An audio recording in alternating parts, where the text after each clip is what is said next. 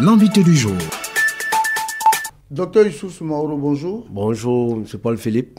C'est quoi les déchets solides? Les déchets solides de façon terre à terre sont des déchets qui ne sont pas liquides. Les ordures ménagères, des bouteilles, des plastiques, tout ça est classifié dans la catégorie des déchets solides. Alors, votre association existe depuis 2012, on va dire 6 ans maintenant. Effectivement.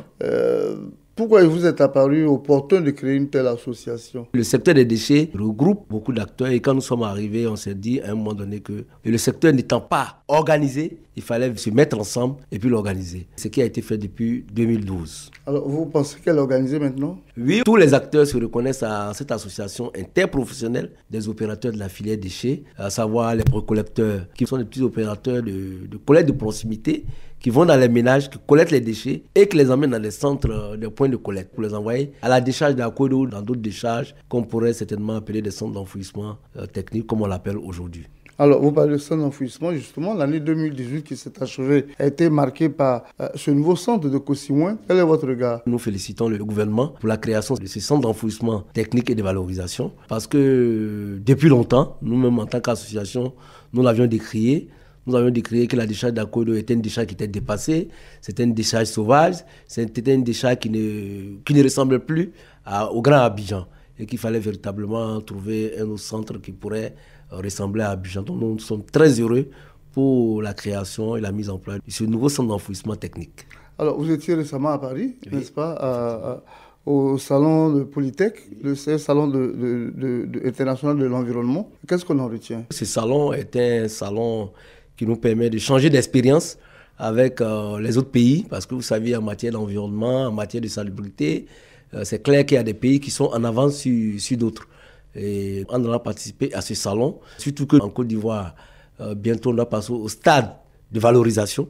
Donc pour nous, c'était intéressant cette année que les opérateurs que nous sommes soyons présents pour véritablement démarrer le stade de valorisation. Et il faut donner de la valeur à chaque type de déchet maintenant. Devenir des bouteilles, devenir des plastiques, qu'est-ce qui peut devenir des déchets verts, c'est-à-dire quand on tond les gazons, les arbres qu'on coupe, chez nous à la maison, on partait jeter tout ça à Kouedo. Aujourd'hui, c'est des choses qui peuvent être valorisées et nous donner de l'engrais.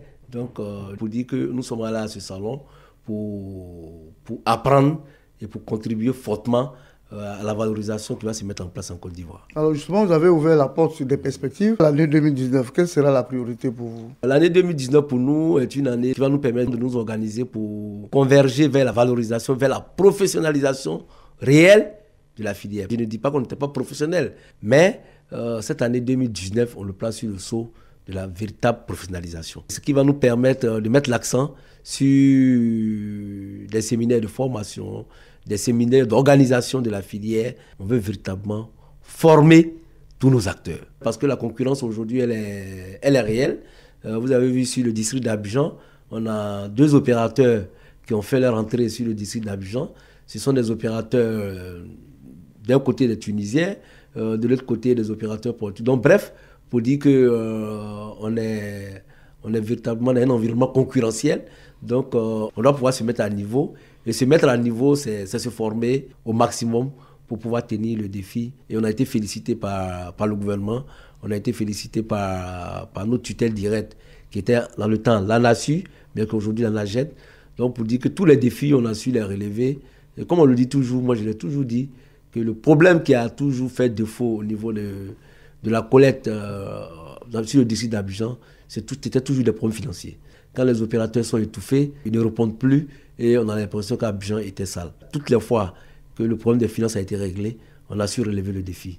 Donc pour vous dire qu'on peut compter sur les opérateurs locaux que nous sommes et qu'il y a des personnes de qualité, il y a des entreprises de qualité qui peuvent assurer véritablement le service. L'association va s'organiser pour essayer de catégoriser les déchets aux différents acteurs que nous sommes et de sorte que chacun puisse s'orienter véritablement avec le concours de notre tutelle qui est l'ANAGED. Nous allons pouvoir nous concentrer pour pouvoir contribuer fortement à la valorisation qui va être mise en place par le ministère des tutelles. Merci docteur. Merci beaucoup M. Paul Philippe.